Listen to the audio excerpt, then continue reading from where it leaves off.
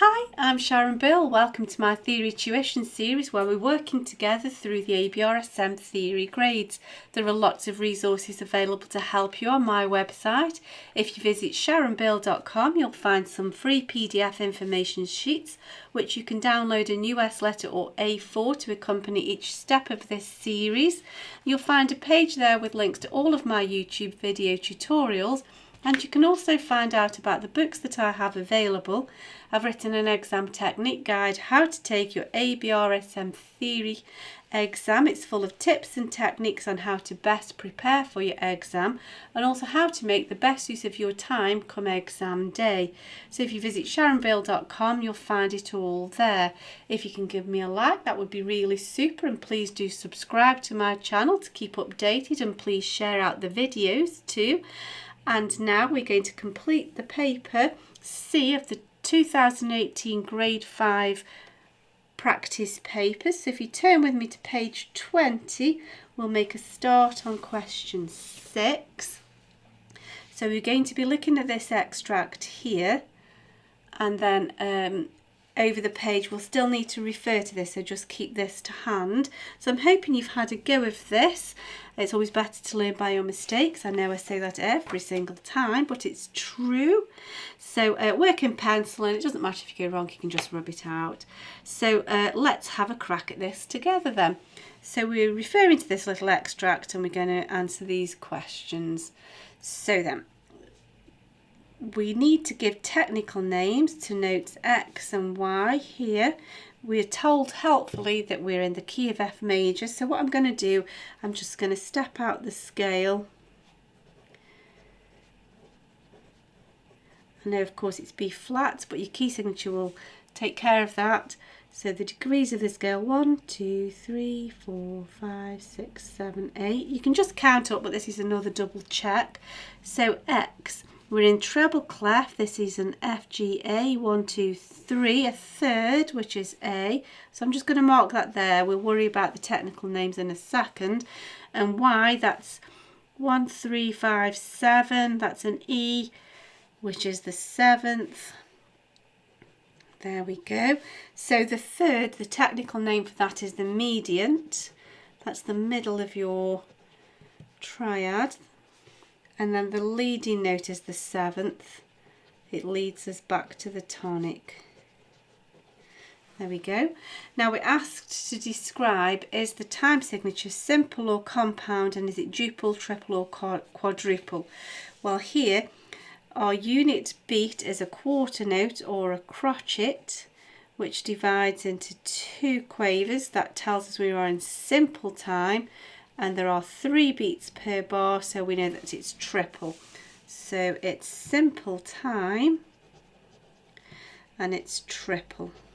There we go. So over the page we go, but just keep this little extract to hand, because now we need to write the notes of bar 5, but we've got to halve the value, so we've got to change the time signature. So here, we've already looked at this and we can see that there are 3 crotchet beats or quarter notes per bar, so we need to stay in triple time, so there still need to be 3 beats per bar, but this time instead of quarter notes or crotchet beats we halve it to eighths.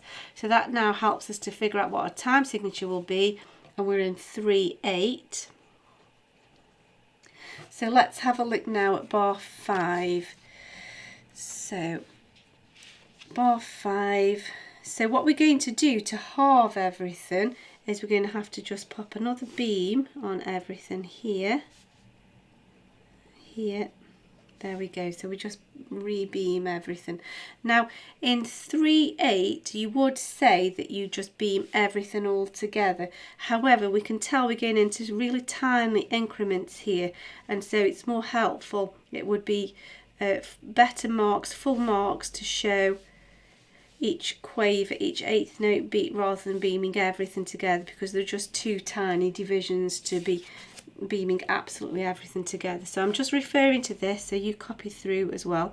So let's just get the note heads in place. You can do this in any order you like. I just prefer to map it all out first of all. F sharp back to the G, F natural, D. This is the easy bit. We've done all the thinking now, but I like these nice calm copying bits. There's nothing more therapeutic than just copying out some music blobs, I think. The little things in life, hey? There we go. So then these two are together. Beam these two together.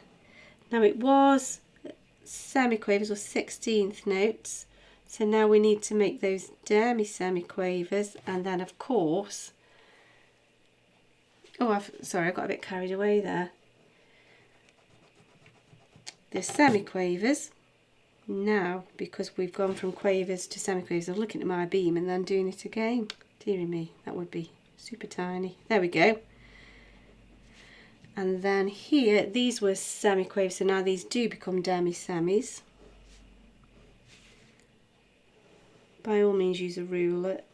I probably should have done so myself.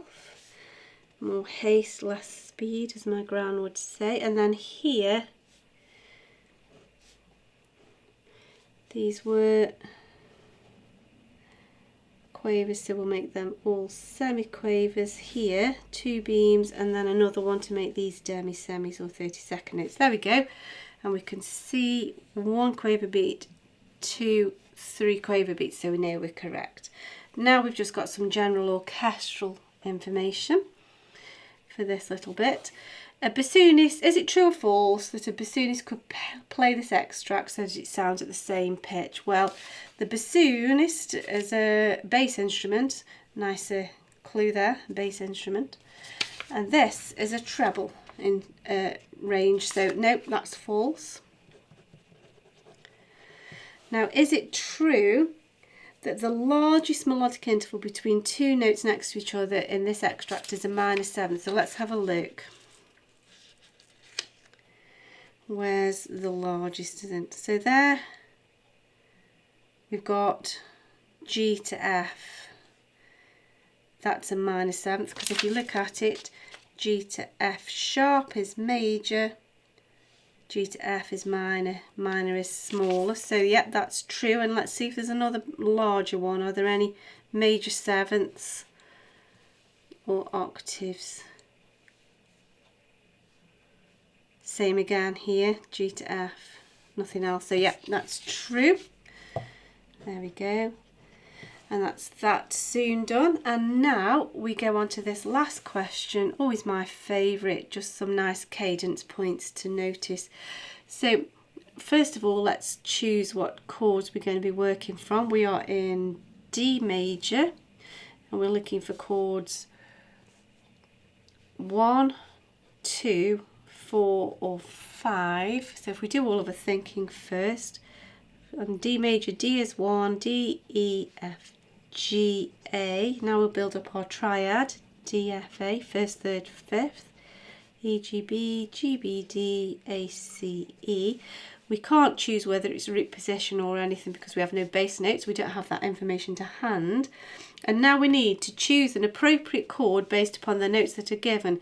And if ever there's any doubt, we need to make sure we choose a chord that would be appropriate as a cadence. So just to refresh your memory on cadences, 5 to 1 is a perfect cadence. That's a strong close that brings things to a finish quite strongly, like a sort of ta-da sort of ending, if that makes sense. 4 to 1 is also a close, but it's a more gentle close. It's sometimes considered to be like an amen kind of ending.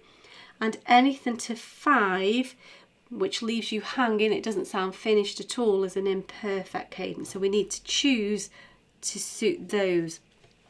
So here we have a B and a D, so that would be chord 4. That's the best choice there. And then here we have an A, an E and a C, that's chord 5. And then here, now we have an F, E, D, D. Now that E isn't part of your chord, that's a passing note, passing through the notes of the harmony by step, just filling in the gap by step. So actually your harmony notes are F, D, D, so chord 1. So that's a nice perfect cadence there.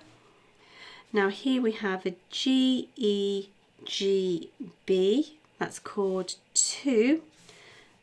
And then finally we have C, E, C, B, A. That B isn't part of your chord, that's your passing note. So your chordal notes, your harmony notes are C, E, C, A, which is chord 5. Imperfect cadence that leaves you hanging, not quite finished. However, we have finished this question and we have definitely finished this paper now. I do hope that's helpful to you. I hope that you've enjoyed working through it. I've certainly enjoyed working through it with you. If you can give me a like, that would be really super, and please do subscribe to my channel to keep updated. Please share out the videos, and please do visit sharonbill.com and make use of all of the resource and information that's available there to help you. Thanks for watching. See you next time. Bye.